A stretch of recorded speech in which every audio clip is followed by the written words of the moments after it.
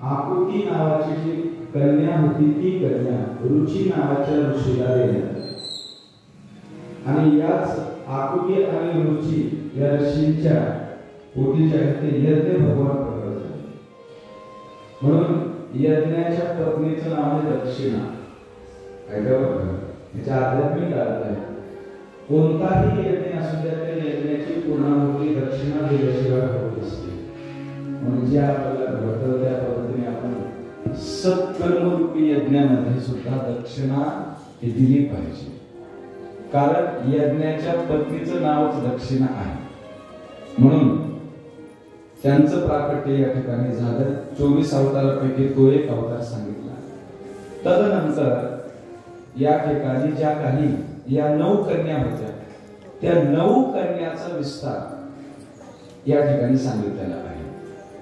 आकुतीर देवभूतिश्च प्रसूती इति विश्रुता. या 9 कन्याचे विवाह 9 ऋषी सोबत झाले आणि त्याच पैकी 24 अवतारापैकी एक अवतार झाला तो म्हणजे अत्री आणि अनसूया यांच्या पोटी एक अवतार झाला. त्याची कथा या ठिकाणी सांगितलेली आहे. ते म्हणजे महान पतिव्रता नारी त्या काळातली अनसूया. अनसूया शब्दाचा अर्थ संस्कृत मध्ये फार सुंदर आहे. संस्कृत मध्ये शब्द आहेत ना हे अर्थपूर्ण असतात. नाहीतर इंग्लिश मध्ये जे का आपण जर शब्द जर आजकाल जर आपण जर उच्चारण जर केलं तर त्याचा नेमका अर्थ काय ते माहित नसतो. अनसूया जी प्रतिस्पर्धा करत नाही, जी कोणाची ईर्ष्या करत नाहीये. असूया अनअसूयाने समास. आणि म्हणून या ठिकाणी अनसूया ही महान पतिव्रता होती. जगामध्ये ती कोणाचीच निंदाही करत नव्हती. आणि पती जी आहे ना पतीची ती जी आहे ती मनोभावे सेवा करणारी होती. भारतीय संस्कृती अत्यंत प्रगल्भ आहे. ही जी संस्कृती आहे ना इथे पत्नीने पतीशी एकनिष्ठ राहणं आणि पतीने सुद्धा पत्नीशी एकनिष्ठ राहणं असं जर ते दाम्पत्य असेल तर त्यांच्या संसारामध्ये सुख येतं, समाधान येतं त्यांच्या जीवनामध्ये. म्हणून आपल्या भारतीय संस्कृतीमध्ये पतिव्रता नावाचा हा जो शब्द आहे. तुका म्हणे पतिव्रता तिची देवावरी सत्ता. पातिव्रत्य हे स्त्रियांच्या जीवनातील सगळ्यात मोठी साधना सांगितलेली आहे. स्त्रियांना अन्य कोणताही मार्ग वेदाने सांगितला नाही. पहिला मार्ग हा सांगितलेला आहे. बाकी जे भजन पूजन आदी हे जे माध्यम आहे पण सर्वात श्रेष्ठ स्त्रियांच्या जीवनामध्ये हे माध्यम आहे. आपण जे आहे ते मनोभावे पतीची सेवा करणं हे सगळ्यात मोठं स्त्रीचं भजन आहे महाराज. कोणती दुसरी साधना करण्याची गरज नाहीये.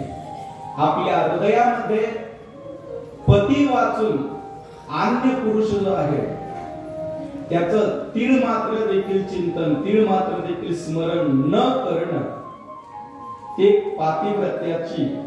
पातिव्रत्य ज्याच्याकडे आहे जिच्याकडे आहे ना ती स्त्री महान सांगितलेली आहे. आणि म्हणून अनसूया मातेचं चरित्र या ठिकाणी सांगतात. महान पतिव्रता. आणि नीट ऐका, आतापर्यंत भगवंताने जेवढे अवतार घेतलेत ना हे गृहस्थ धर्म ज्याने स्वीकारलेला आहे, गृहस्थ आश्रम ज्याने स्वीकारलेला आहे त्यांच्याच घरामध्ये भगवंताने अवतार घेतलेला आहे.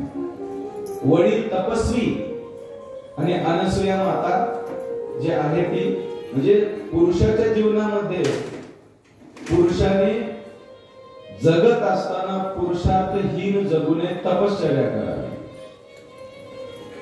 पुरुषाच्या जीवनामध्ये साधना तीच आहे. तप जो करतो तो श्रेष्ठ होतो महाराज. म्हणून पुरुषाने तप करावं आणि स्त्रियांनी आपल्या अशा पतीची सेवा करावी महाराज. हे सगळ्यात उत्तम भजन आहे.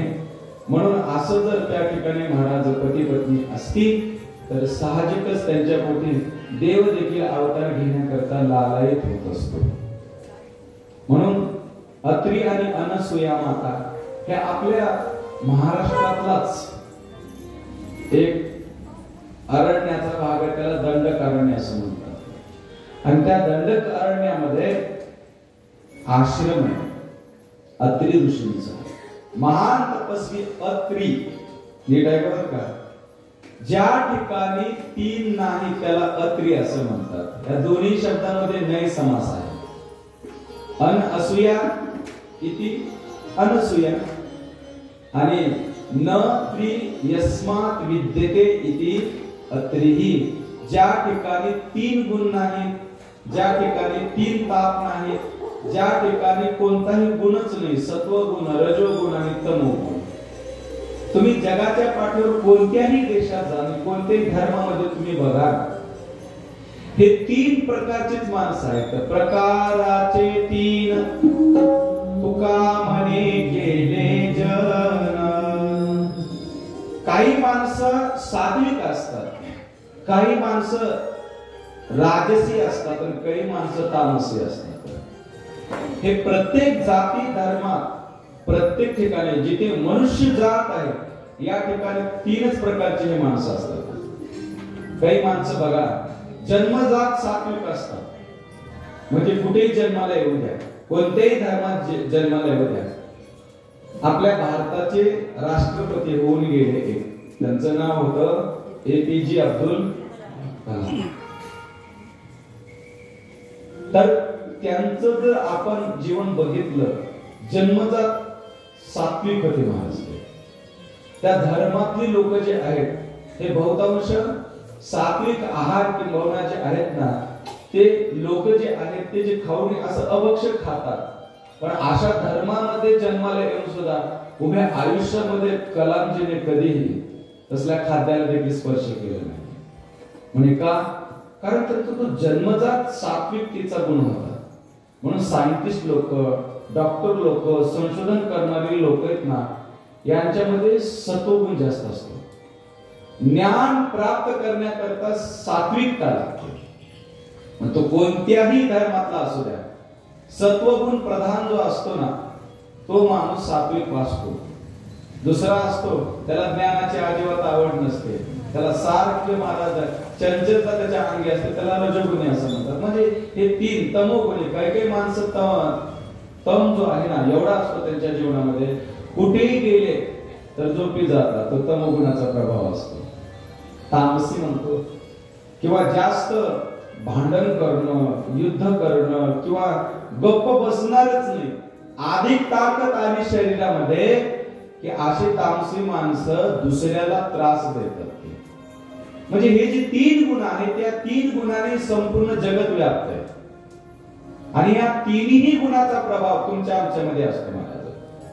हे सगळेच्या सगळे मनुष्य शरीर आहे ना हे तीन गुणांनी आहे भरलेलं. मग कुणामध्ये सात्विक गुण जास्त असेल, रजगुण कुणात जास्त असेल, कुणात तमगुण असेल महाराज. तुम्हाला कीर्तनाला यायचंय, तुम्हाला कथेला यायचंय ना, जो घेऊन येतो ना तो तुमचा सत्वगुण असतो महाराज.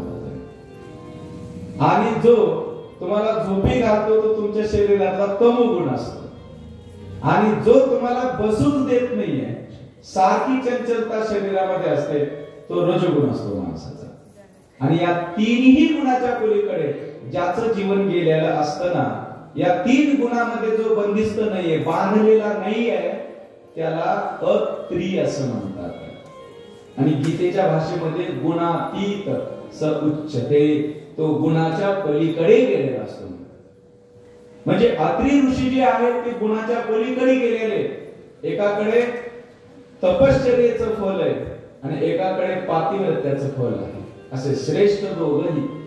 आणि मग त्रिभुवनामध्ये जेव्हा यांची चर्चा व्हायला लागली, देवर्षी नारदजी जातात आणि पार्वती, सावित्री आणि लक्ष्मी मातेपाशी जाऊन अनसूया मातेची थोरवी मोठेपण जे आहे ते सांगायला लागले. लक्ष्मीला म्हणायला लागले, तुम्ही सारखे पाय दाबता म्हणे, पाय लक्ष्मीच्या हाती तिने आवे का कुलती, जेथे लक्ष्मी सहित शोभे नारायण.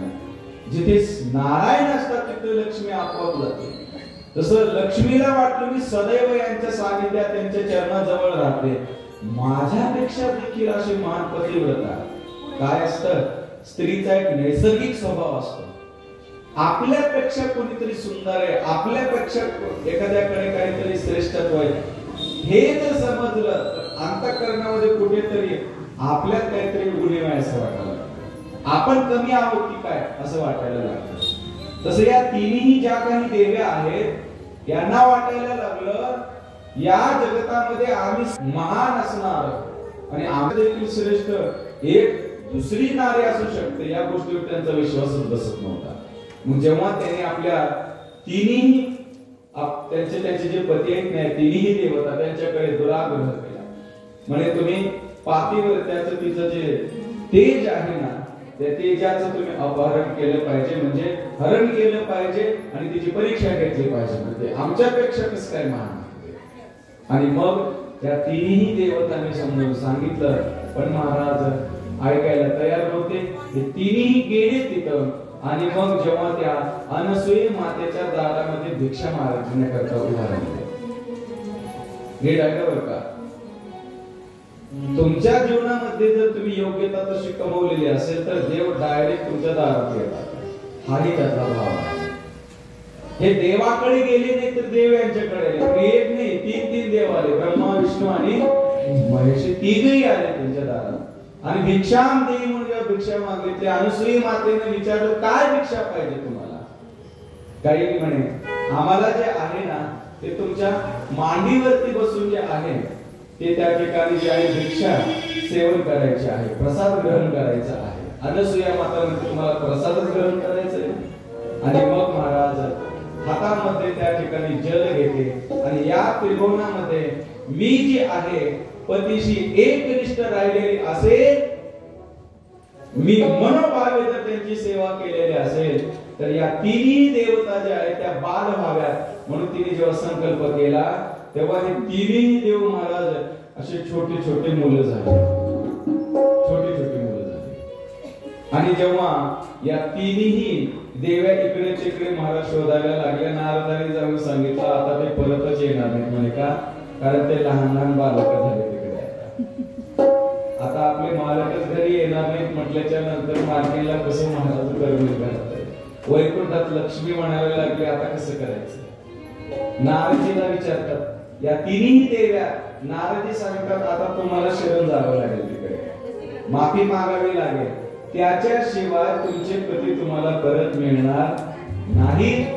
म्हणून ह्या तिन्ही देव्या तिथे गेल्या आणि त्यांना माफी मागतात. आणि मग अनसूये मातेने त्यांना सांगितलं तुम्ही जर महान पतिव्रता आहात ना तर तुमचे पती ओळखा आणि उचला असं म्हणाले. हे तुमचे तिन्ही पती बघा.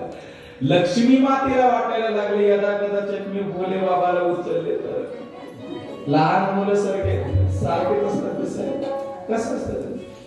इकडे पार्वती मातेला वाटायला लागलं मी जर विष्णूला उचलले तर आतापर्यंत माझं पातिव्रत्य ते भंग पावेल, हे खंडित होईल. याच्या करता या तिन्ही देव्या अनसूये मातेला विनंती करायला लागल्या, हे अनसूये या त्रिभुवनामध्ये तुझ्या एवढी जी कोणीही पतिव्रता नारी महान नाही आहे, एकमेव तुम्हीच आहात असं या तिन्ही देव्या त्या ठिकाणी बोलायला लागल्या. आणि मग अनसूये मातेनं त्यांच्या त्या ठिकाणी श्रीपतीचा आणखी संकल्प केला. आणि जेव्हा ते पूर्ववत झाले त्यावेळेस महाराज तिघा जणांनी एक एक आशीर्वाद दिला. आणि अनसूये मातेला सोमो बोध ब्रह्मणौषेण दत्तो विष्णुस्तो योगवेद दुर्वासा शंकरस्यांशो निबोधो अंगीरस प्रजा. राधे राधे. इथे विष्णू परमात्म्याने आशीर्वाद दिला म्हणे महान पतिव्रता आहात, महान तपस्वी यात्री आहेत ना, मी आशीर्वाद देतो तुम्हाला त्या ठिकाणी. मग माझा एक अंश या ठिकाणी अवतार घेईल, तो अवतार म्हणजे भगवान दत्तात्रय.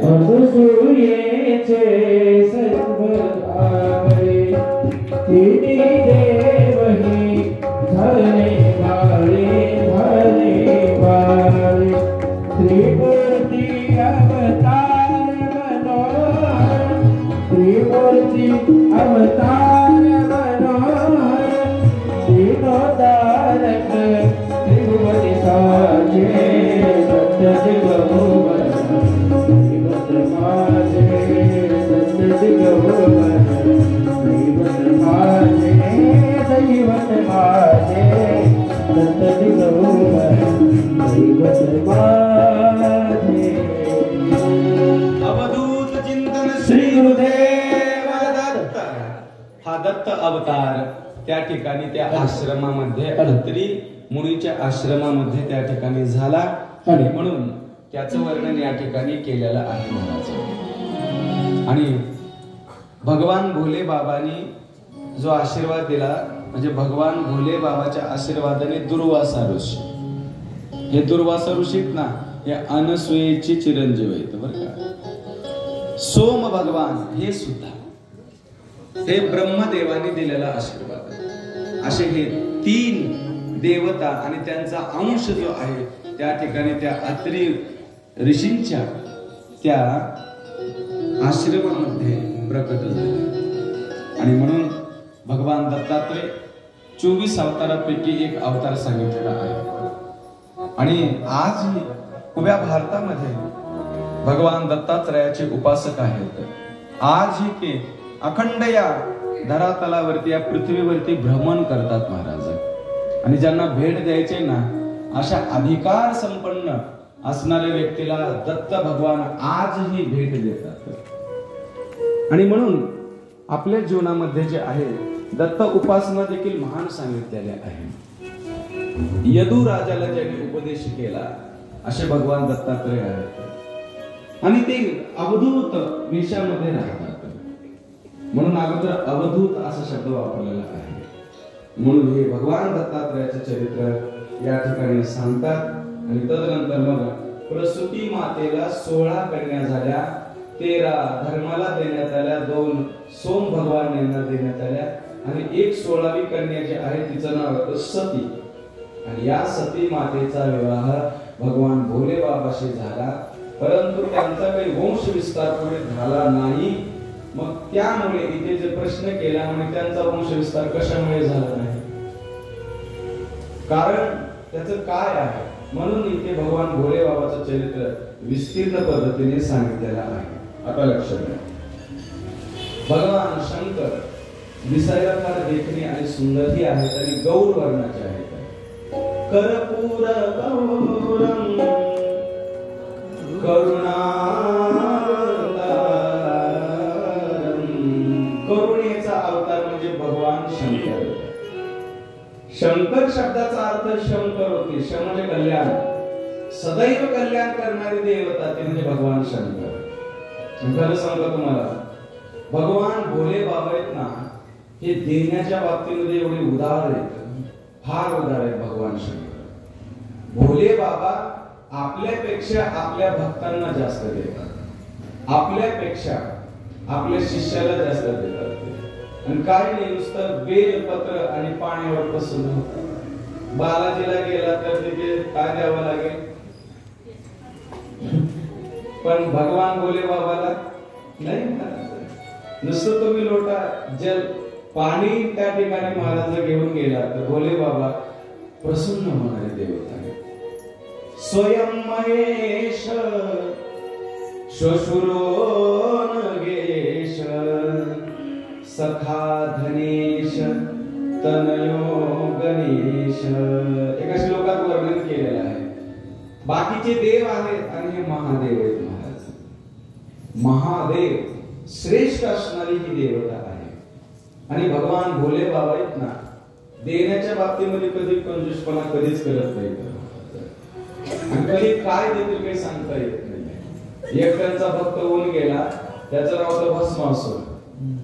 त्या भस्मासुराला सांगितलं, त्याने तपश्चर्या केली होती, भोले बाबा प्रसन्न झाले की काय वरदान पाहिजे, काही नाही म्हणे ज्याच्या मस्तकावर हात ठेवेल त्याचं भस्म झालं पाहिजे शरीराचं। भोले बाबा सहज तथास्तु म्हणून गेले आणि मग ते भोले बाबाच्या बाजूला सुंदर अति सुंदर जगदंबा भवानी बघितली महाराज, पार्वती सारखं सौंदर्य, आणि त्याला वाटलं हे आपल्याला जर मिळाली तर चांगलं आहे, म्हणून महाराज भगवान भोले बाबाच्याच मस्तकावर हात ठेवायला निघाला. असा हा महाराज भस्मासूर पुन्हा भगवंताला दुसरा अवतार, मोहिनी अवतार घेऊन जो आहे भोले बाबाचं संरक्षण करावं लागलं. आणि म्हणून भगवान शंकर हरिहरा भेद नाही नका करू वाद, शैव आणि वैष्णव हे दोन प्रवाह आहेत आपल्या संपूर्ण भारतामध्ये. आणि संपूर्ण भारतात जा तुम्ही, फक्त या दोन देवतांचीच मंदिर आहेत. ब्रह्मदेवाचं मंदिर आपल्या भारतात फक्त एका ठिकाणीच आहे, ते म्हणजे पुष्कर. बाकी कुठेच ब्रह्मदेवाचं मंदिर बांधतही नाहीत, आणि जरी एखाद्याने बांधलं तर महाराज त्याला तेवढी मान्यता मिळणारही नाही. परंतु शैव आणि वैष्णव म्हणजे भगवान शंकर शिवालय आणि विष्णू परमात्म्याचे हे मंदिर संपूर्ण भारतामध्ये आहे. भारतातच नव्हे तर मलेशियामध्ये सुद्धा आहेत महाराज. इकडे इराण मध्ये होते, पाकिस्तान मध्ये होते शिवालय आधी. म्हणजे भगवान शंकर जे आहेत ना, हे देण्याच्या बाबतीमध्ये मात्र उदार आहेत. शिव शब्दाचा अर्थ कल्याणच असा होतो. सगळ्याच कल्याण करणारे देवता ते म्हणजे भगवान शंकर. एका गावामध्ये एक चोर शिरला, त्यांनी खूप प्रयत्न केला पण त्याची काही चोरी कुठे सक्सेस झालीच नाही. पण काही माणसाला अशी सवय असते, चोरी केल्याशिवाय करमतच नाही, चोरी केल्याशिवाय झोपच लागत नाही. सहज जाता जाता कुणाचं काय उचलून घेऊन जातं काही सांगता येत नाही, न सांगताच. त्यातला हा चोर, त्या चोराला झोपच येईना, काय करायचं म्हणजे काय चोरावा, काय चोरावा. आता त्याचा मुक्काम जातो नेमकं शिवालयामध्ये होता. आता काहीतरी चोरल्याशिवाय आपल्याला झोपच येणार नाही, काय चोरावं. भगवान भोले बाबाची जे साळंका होती आणि त्याच्यावरती महाराजाची एक घंटा वाजलेली होती थोडीशी वरीकडे. आता तो हाताला येत नाही, रात्रीची वेळ आहे. काय महाराज त्यांनी विचित्र डोक्याचे, त्यानं डायरेक्ट त्या साळंकावर पाय ठेवला आणि ती वरची घंटा काढायला लागले की भोले बाबा झाले प्रकट झाले महाराज. भगवान भोले बाबा प्रकट झाले, रात्रीची वेळ आहे. तो भयभीत झाला, घाबरला आणि म्हणायला लागला ही नेमकं काय प्रकट झालं. गळ्यामध्ये रुंडमाळा आहे, हातामध्ये त्रिशूळ आहे, आता मी मरणार, आता मला हे मारतील असं म्हणून तो थरथर थरथर कापायला लागला. भोले बाबा म्हटले अरे घाबरू नको. त्याने विचारलं म्हणजे तुम्ही प्रकट कशामुळे झाले ते सांगा. भोले बाबांनी फार उत्तर दिले सुंदर. भोले बाबा म्हटले अरे आतापर्यंत अनेक आले माझ्याकडे, कोणी पाणी जे आहे ते अर्पण केले माझ्या माथ्यावर, कोणी जे आहे ते बेलपत्र, कोणी जे ते धोत्र्याचं फूल पांढरं ते अर्पण केलं असेल. म्हणजे जगातला तू एकमेव आहेस, तू सगळं शरीरच मला अर्पण केलेस म्हणे. म्हणून मी प्रसन्न झालो तुझ्यावरती. मला माहिती आहे की शिवरात्रीची कथा देखील तो बिल्ल झाडावर चढलेला होता आणि त्याला शिकार करायची होती, पण शिकार दिसत नव्हती म्हणून वरून पानं तोडायचं खाली टाकायचं. आणि शिवरात्रीची रात्र होती आणि ते बेल जे आहे ना ते नेमकं महादेवाच्या पिंडीवरती पडायचं आणि भोले बाबा तिथे प्रसन्न झाले. म्हणजे भगवान शंकर जे आहेत ना ते लवकरात लवकर प्रसन्न होणार. खरं सांगतो तुम्हाला, भगवान शंकर आहेत ना हे गौर वर्णाचे आहेत. लक्ष्मी देखील जेव्हा समुद्र मंथनातून प्रकट झाली होती तिलाही वाटलं होतं की आपण गळ्यात वरमाला घालावी भगवान शंकराच्या. तिने सगळं बघितलं, म्हणजे देखणी आहेत, गोरे आहेत सगळे, फक्त कपडे चांगले नाही तांबडे. एवढा विचार लक्ष्मीने केला होता बरं का. मग पुन्हा नारायणाचे तिने वरण केले, म्हणजे नारायणाच्या गळ्यामध्ये वरमाला घातली. मला हे सांगायचं की लक्ष्मीचं देखील मन आकृष्ट व्हावं एवढे देखील भगवान शंकर. आणि असे भगवान भोले बाबा, त्यांचं चरित्र भागवतात आहे प्रत्येक स्कंदामध्ये बरं का. आणि तुम्हाला माहिती आहे का मला माहिती नाही, प्रत्येक धर्मामध्ये दोनच प्रवाह आहेत. मूळ जे आहेत ना ते दोन संप्रदाय आहेत. तुम्ही जैन लोकांमध्ये जा, मूळ जे आहेत ते श्वेतांबर आणि दिगंबर. मुस्लिम मध्ये जा शिया आणि सुन्नी, त्याच्यानंतर आपल्या हिंदू मध्ये देखील शैव आणि वैष्णव हे मूळ आहेत सगळ्यांचे. बाकी पुन्हा बाकी संप्रदाय असतील, बाकी प्रवाह जे असतील ते नंतर आहेत, पण मूळ जे आहेत ना ते दोन सांगितलेले आहेत. बौद्धांमध्ये सुद्धा हीनयान आणि महायान हे त्याचे दोन संप्रदाय आहेत. आणि ख्रिश्चन धर्मामध्ये सुद्धा की आता वेळ एक काहीतरी शब्द आहे, दुसरा काहीतरी इंग्लिश मध्ये शब्द आहे, हे दोनच त्यांच्यामध्ये देखील प्रवाह आहेत. काय माहितीये तुम्हाला, कोणत्याही नदीला दोन घाट असतात, एक घाट नसतो. तसं आपल्याला देखील उपासनेकरिता दोनच प्रत्येक धर्माने घाट सांगितलेले, दोनच प्रवाह सांगितलेले आहेत. तुम्हाला जो प्रवाह आवडतो त्या प्रवाहानुसार तुम्ही त्या ठिकाणी भजन करा. तुमचं जीवन जे आहे ते सहज समुद्रापर्यंत पोहोचतं. म्हणून तुम्ही शैव आहात तर भगवान शंकराची उपासना करा, तर ती उपासना विष्णू पर्यंत आपोआप पोहोचते. तुम्ही वैष्णव आहात, तुम्ही विष्णूची पांडुरंगाची उपासना जर केली तर ती उपासना आपोआप भोले बाबा पर्यंत पोहोचते. याच्यामध्ये कोणी श्रेष्ठ आहे आणि कोणी कनिष्ठ आहे असं काहीच नाही महाराज. हरी हरा भेद नाही नका करू वाद. डोळे दोन आहेत आणि नजर एकच आहे. दिसतंय कधी असं झालंय का या डोळ्याला बोलायचं दिसायला लागलं, या डोळ्याला इकडे शिवाजी चौकात दिसायला, असं काय आहे? कान दोन आहे, पण दोन्ही कान जरी असले तर ऐकायला एकच येतं. कितीही जण बोलणारे असू द्या, ज्याच्याकडे लक्ष ते एकच शब्द ऐकायला येतो महाराज, बाकी दुसरे काही ऐकायला येत नाही.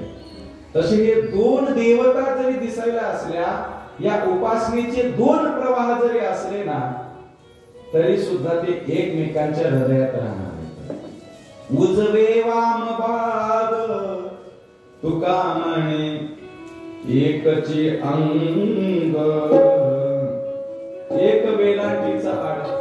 तुकाराम महाराज म्हटले हरी आणि हर मध्ये काय बदल आहे, फक्त एकच वेलांटीचा फरक आहे, जास्त काही नाही. याच्याकरिता आपल्याला भगवान भोले बाबा जर आपला आराध्य दैवत असेल तर आपण त्यांना त्या ठिकाणी जर भजलो, आपण त्यांची जर त्या ठिकाणी महाराज साधना जर केली तर निश्चित पद्धतीने आपल्याला त्या ठिकाणी आपल्या अंतिम उद्देशापर्यंत आपण जाऊ शकतो. राधे राधे.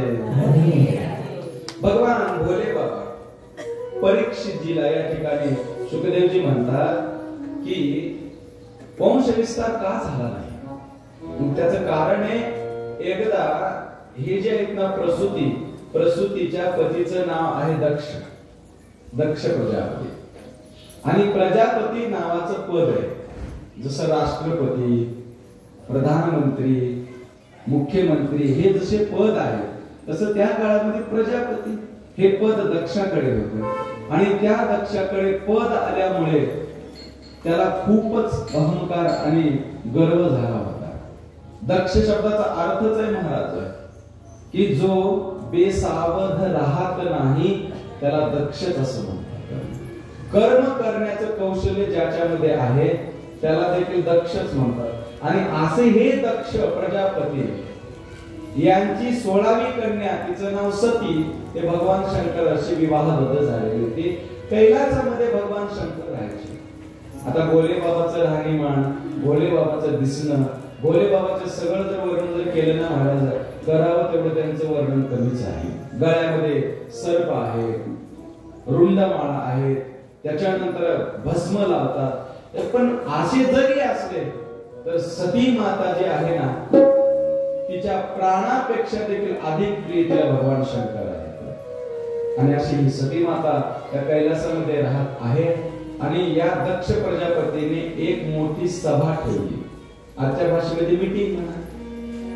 आणि त्या मीटिंग मध्ये, त्या सभेमध्ये सगळ्या देवतांना निमंत्रण दिलेलं आहे, सगळ्या ऋषी लोकांना निमंत्रित केलेलं आहे. आणि जेव्हा त्या ठिकाणी भगवान शंकर जे आहेत ना त्यांना देखील एक आसन होतं, त्या आसनावर भोले बाबा होते, त्याच्या बाजूला जे आहेत ते विष्णू, त्याच्या बाजूला ब्रह्मदेव, हे तिन्ही देवतांना देखील विशिष्ट आसन जे आहे तिथे दिलेलं होतं, ठेवलेले होते. आणि त्या 3 आसनावर या तिन्ही देवता बसलेल्या आहेत. झालं असं, दक्ष प्रजापतीला वाटायचं मला पाहिलं की प्रत्येकाने माझा मान सन्मान करावा.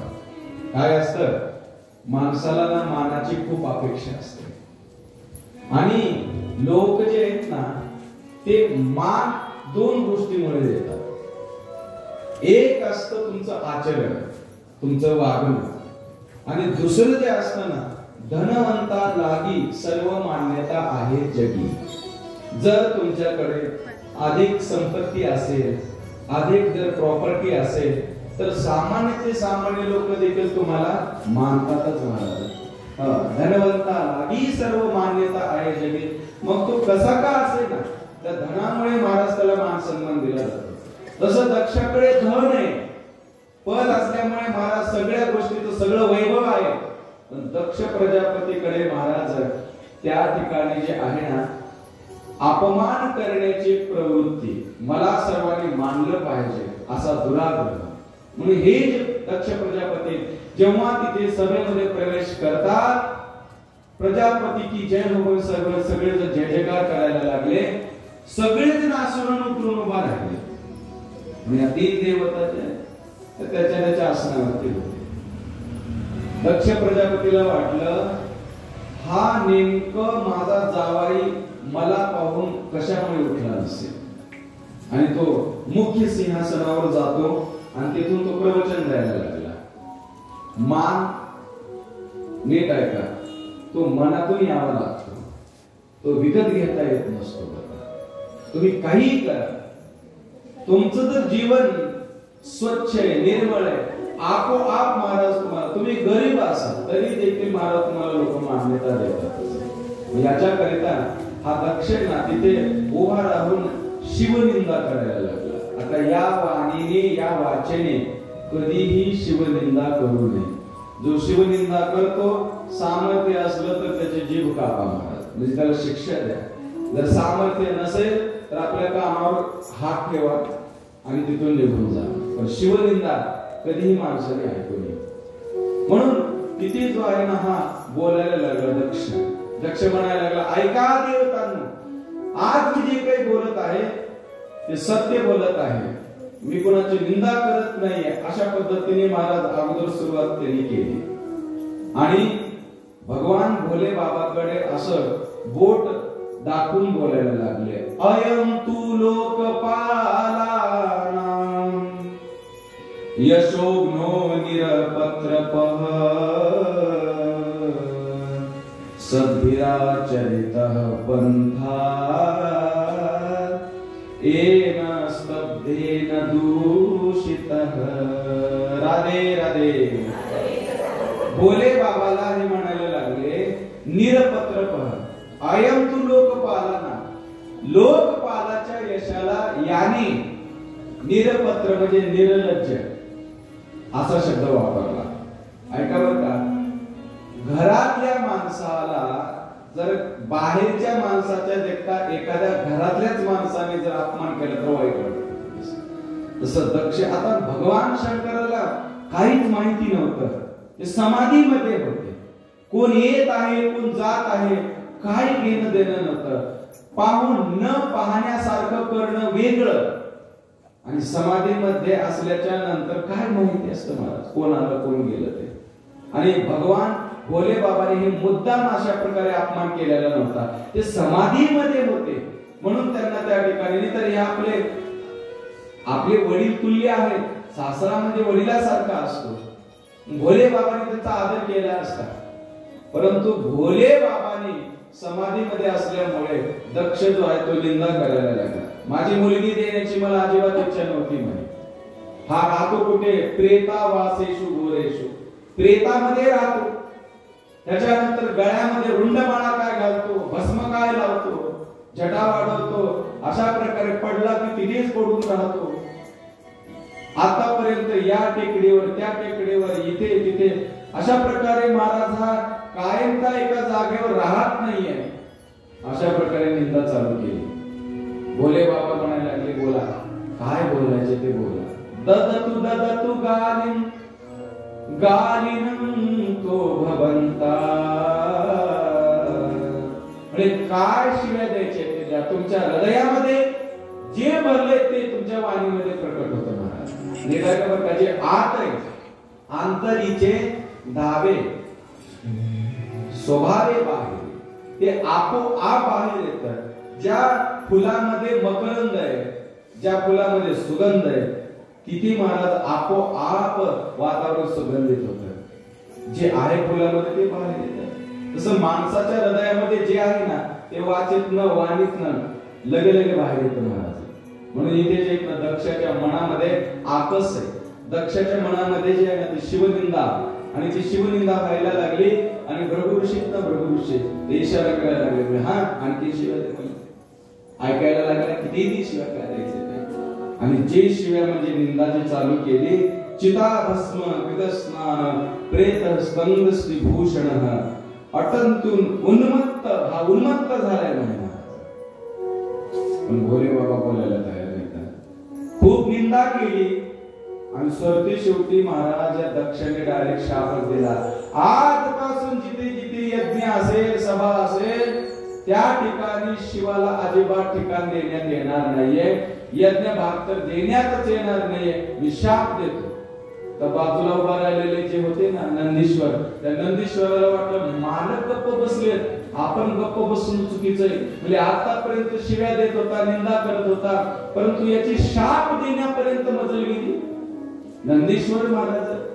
आणि मग त्या नंदीश्वराने त्या शिवगणाने शाप दिला, ए दक्ष, एवढा वेळ झाला म्हणजे तू बोलत आहेस, बक करत आहेस ना, आणि तू शाप दिला, मी शाप देतो. एक दिवस म्हणजे तुझा शिरच्छेद होईल आणि त्या ठिकाणी तुला एका पशुचं मुंडक बसेल आणि त्या पशुचे गुण येतील, त्या पशुसारखाच बे करशील म्हणजे त्या पद्धतीने असाच ओरडशील. शाप दिला नंदीश्वराने. मग भोले बाबाला वाटलं महाराज आता जर अधिक काळ जर आपण इथे जर थांबलो तर एकमेकाला शापच देतील. सगळे तपस्वी आहेत, सगळे ज्ञानी महात्मा आहेत, काय करायला पाहिजे.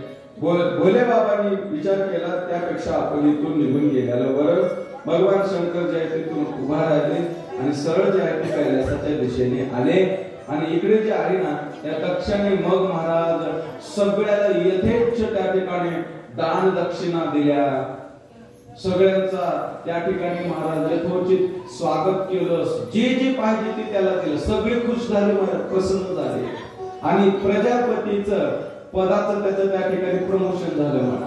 अगोदर प्रजापती होता, आता प्रजापतीचा प्रजापती झाला, म्हणजे मोठं पद मिळालं त्याच्यापेक्षा.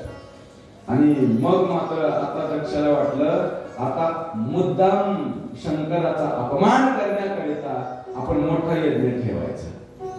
निरागम का सत्कर्म करा, पण ते सत्कर्म प्रदर्शन करण्याकरता नाहीये, कुणाचा तरी अपमान करण्याकरता नाहीये. यज्ञ करणं चांगली गोष्ट आहे, पण त्या यज्ञ करण्याच्या मागची भूमिका मात्र, यज्ञ करण्याच्या मागचा हेतू काय आहे, यज्ञाचं फल मिळावं हे नाही आहे. भगवान भोले बाबाचा अपमान व्हावा हा उद्देश आहे, आणि हा उद्देश चुकीचा आहे दक्षाचा. म्हणून असं जे सत्कर्म आहे ते सुद्धा पूर्णत्वाला जाऊ शकत नाहीये.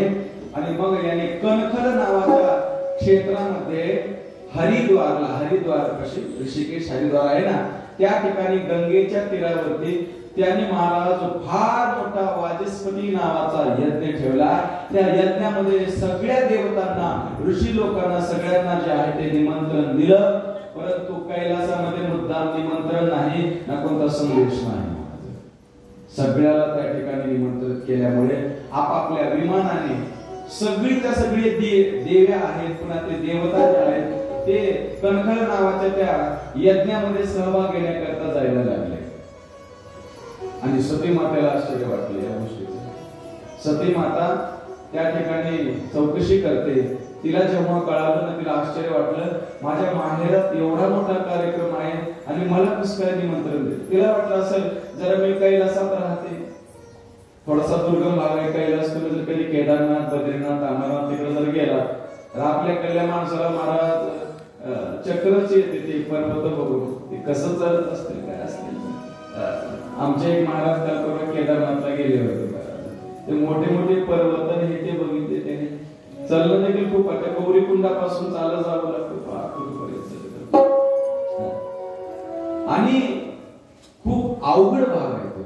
अवघड एरिया आहे, तिथं जाणं देखील कठीण आहे, ऑक्सिजन कमी असतो, कोण मला तिथपर्यंत संदेश, जुन्या काळामध्ये काही मोबाईल होते का काय असं संदेश नाही. आणि त्यामुळे मग सती मातेला वाटायला लागलं निमंत्रण द्यायचं विसरले असते महाराज. मग भोले बाबा हे समाधिस्थ असणारे भगवान शंकराजवळ जाते आणि सती माता काय म्हणते बघा. प्रजापतेस्ते श्वशुरस्य सांप्रतम निर्यापितो यज्ञमोत्सवः किल वयं च तत्राभिसरामते यज्ञर्पितामे विबुधा व्रजन्ति. राधे राधे. आणि मग भगवान भोले बाबा समाधिस्थ आहेत आणि सती माता जाते. सती माता म्हणजे प्रजापती श्वशुरस्य सांप्रतम. हे ना म्हणजे तुमच्या सासऱ्याच्या घरी बरोबर का, म्हणजे माझ्या वडिलाच्या घरी असं म्हणत नाही. ही स्त्रियांची भाषा असते. दोघं नवरा बायको एका घरी भेटायला गेले ऐका, आणि भेटायला गेल्याच्या नंतर तो घर मालक नव्हता, घर मालकी नव्हती, काहीतरी दूरून नाता असेल काय असेल. घरी गेल्या गेल्या ती घर मालकीने तिने सांगितलं, अहो आमच्या यांना खूप वाटतं तुम्ही इकडे यायला पाहिजे, भेटायला यायला पाहिजे, असं तसं म्हटलं. ते सगळीच्या सगळी औपचारिकता झाली. आणि जेव्हा घरी आले ना, आता स्त्रियांची भाषा आहे, स्त्रियांची भाषा आहे. मग ही म्हणायला लागली, तुम्हाला ती काय बोलली ती कळालं का? पुरुष त्यांना काय बोलले? ती म्हटली की त्यांच्या तिच्या मालकाला, पण तिला वाटत, कळालं का तुम्हाला? ती काय म्हणली होती, आमच्या यांना खूप वाटतं तुम्ही इकडून चाले की आमच्या घरी यावं, थोडस बसावं, चहा पाणी घ्यावं, जावं, आमच्या यांना वाटतं असं म्हणली होती. म्हणजे तिला वाटत ही स्त्रियांची भाषा फक्त स्त्रियालाच समजू शकते, पुरुषाला समजू शकत नाहीये, असं असतं महाराज. मग तसं स्त्रीची भाषा आपल्या पतीला जर प्रसन्न करायचं असेल ना, त्यावेळीची भाषा थोडीशी वेगळी असते. माझ्या वडिलाच्या घरी यज्ञ असं म्हणत नाहीये, तुमच्या सासऱ्याच्या घरी फार मोठा यज्ञ चाललाय. तुमची सासरी सामान्य नव्हे, फार मोठी आहे, मोठं पद आहे त्यांच्याकडे.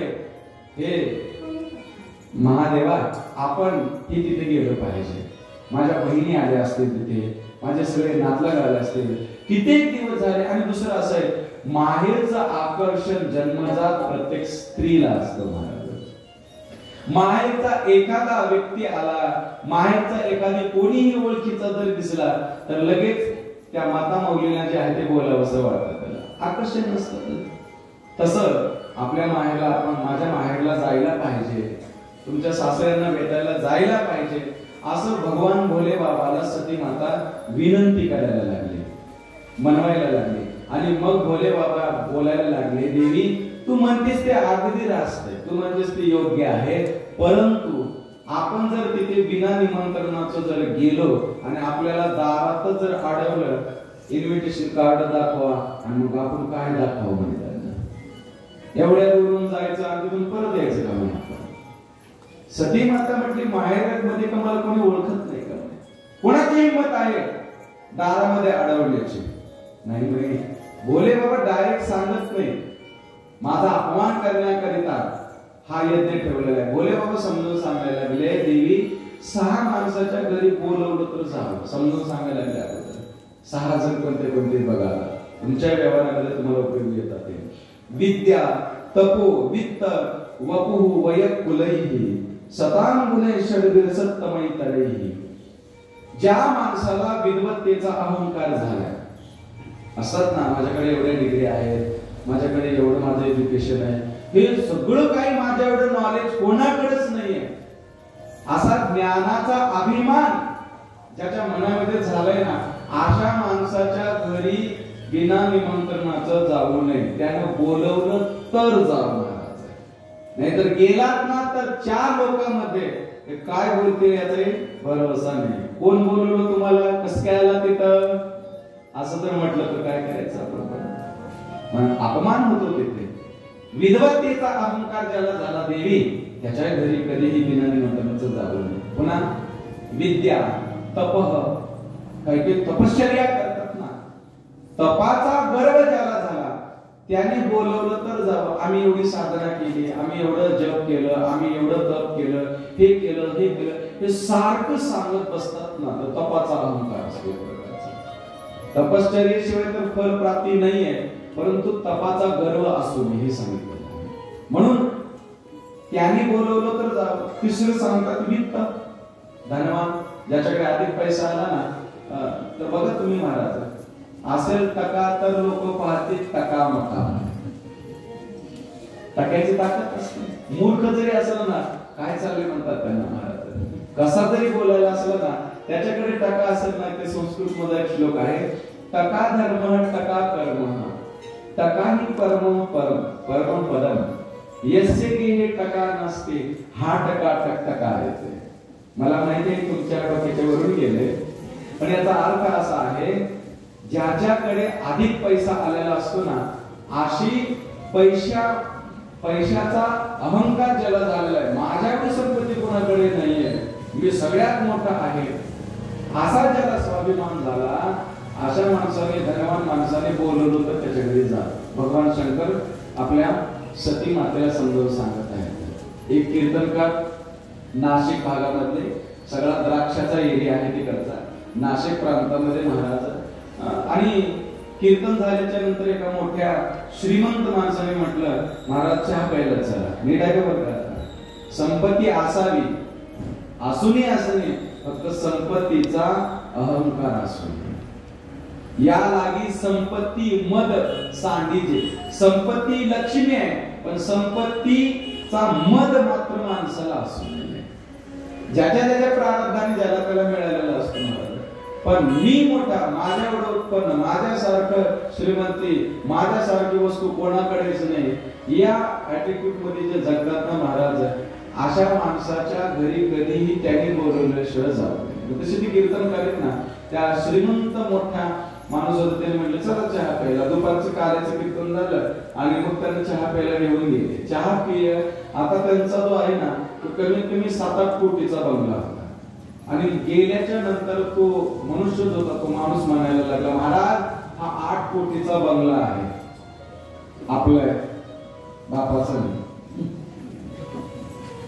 काय म्हणायचं, हा आपला बापाचा, याच्यात 1 रुपया नाही.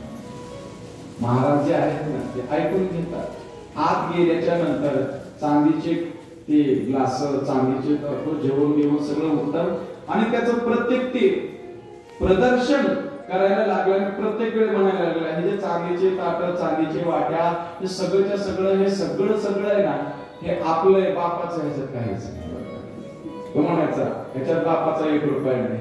वरी टेरेसवर नेला, त्याने सांगितलं, त्या निंबाच्या झाडापासून त्या बाबळीच्या झाडापर्यंत 25 एकरचा द्राक्षाचा बाग आहे ना, त्याच्यातला 1ही गुंठा बापाचा नाहीये, जमीन आपली आहे. सगळं काही सांगायचं, पण म्हणायचं काय, बापाचा ह्याच्यात 1 रुपया नाहीये. आता ही महाराज जे आहेत ना, सभ्य जास्ती बोलता येत नाही डायरेक्ट, ते मनात म्हणजे तू तर तुझ्या बापाचा आहेस का नाही सांग. अरे ज्या बापाने तुला जन्म दिला ते काही कमी का? जर जन्मालाच तुला घातलं नसतं तर एवढी संपत्ती, एवढी प्रॉपर्टी तुला कुठून मिळाली असती? तुझं प्रारब्ध चांगलं आहे म्हणून बापाचा काय दोष त्याच्यामध्ये? तुझा अहंकार प्रदर्शित तुला करायचे आणि बापाला त्याला तुला कमी लेखायचे का? अरे तुला शरीर दिलंय, याच्यापेक्षा कोणती मोठी संपत्ती आहे सांगा? तुम्हाला मी सांगितलं ना, 700 कोटी रुपयाचं कॅल्क्युलेशन होते या शरीराचं. एवढी शरीर संपत्ती ज्या आई वडिलांनी दिली, त्या आई वडिलाला श्रीमंतीमुळे जर महाराज, पैशामुळे जर आई वडिलाला जर मानायला तयार नसतील, अशा माणसाला महाराज काय बोलावं? म्हणून ऐका, ज्याने आपल्याला जन्म दिला, ज्याने आपल्याला जगत दाखवलं, ते फार महाराज श्रेष्ठ आहेत नाही का? सकळ तीर्थाची धुरे जी माय बाप केवळ काशी. आई वडिलांची सेवा म्हणजे काशीला जाण्याची देखील गरज नाहीये, पंढरपूरला देखील जाण्याची गरज नाहीये, इथपर्यंत उभा केली महाराज. महाराज काय जायचंच नाही का? जायचंच नाही असं नाहीये. आई वडिलांना सुखी ठेवा आणि जा, तर महाराज तुम्हाला फल मिळेल. नाहीतर काही काही पांडुरंगाची वारी करतात, आई वडिलांना इकडे लाथा बुक्या घालतात, शिव्या देतात आणि दिंडीत चलत जातात, तर पांडुरंग परमात्म्याच्या डोक्यावर ते डोकं जे ना ते टेकवतात तिथं. आई वडिलांना इकडे दुःख देऊन गेलेलं आहे आणि तिथं दर्शन करता लाईनीत उभा राहिलेला आहे. ते पांडुरंग म्हणतो, माझ्या पायाखालची वीट काढून तुझ्या टोकऱ्यातच घालतो. अरे बाबा, मी आलोय कशा करता? आई वडिलांची सेवा केली त्या पुंडलिकानं म्हणून आलो इकडे, आणि तू घरी आई बाबाला मारून माझं दर्शन घ्यायला येतो. नाही महाराज, असं भजन सफल होत नाही. आई वडिलाला प्रसन्न ठेवलं, पांडुरंग देखील प्रसन्नच होतो. म्हणून पुंडलिकाची जी भक्ती आहे ना, ती आई वडिलांची. एवढी सेवा केली म्हणजे देवा तुझ्याकडे पाहायला देखील मला वेळ नाहीये, मी वीट टाकल्या विटीवर तू उभा राहा. याच्याकरिता आई वडील श्रेष्ठ आहेत. म्हणून संपत्ती आली, पैसा जास्त आला म्हणून महाराज कधीही आई वडिलाला कमी लेखू नये. जो लेखतो ना त्याचा अर्थ त्याला त्या संपत्तीचा गर्व झाला आहे, कोणालाच मानत नाही महाराज. मग अशा संपत्ती अधिक असणाऱ्या माणसाने, वित्ताचा ज्याला गर्व झाला, अशा माणसाने त्याने बोलवलं तर जावं, असं भगवान शंकर सती मातेला समजून सांगत आहेत. तदनंतर वपुहु वयः कुलैहि. वपुहु म्हणजे कोणाला सौंदर्याचा अहंकार असतो. माझ्यासारखं देखणं, माझ्यासारखं स्वरूपवान जगामध्ये कोण आहे? मी कशाला आरशात पाहू? आरशाची काय गरज आहे आपल्याला? याचा अर्थ असा आहे, तो आरशाला देखील आरसा हे अहंकाराचं प्रतीक आहे. तुम्हाला फक्त एवढं सांगायचं आहे की कुणाला सौंदर्याचा अहंकार असतो, माझ्या एवढं देखणं, माझ्या एवढं सुंदर कोणी नाहीये. म्हणून अशाही माणसाने बोलवलं तर त्याच्या घरी जावं महाराज, विना निमंत्रणाचं जाऊ नये. बघू वयः कुलैहि, कुणाला वयाचा तर कुणाला कुलाचा, अशा प्रकारे 6 गोष्टी सांगितल्या. आणि भगवान शंकर म्हणतात, हे सती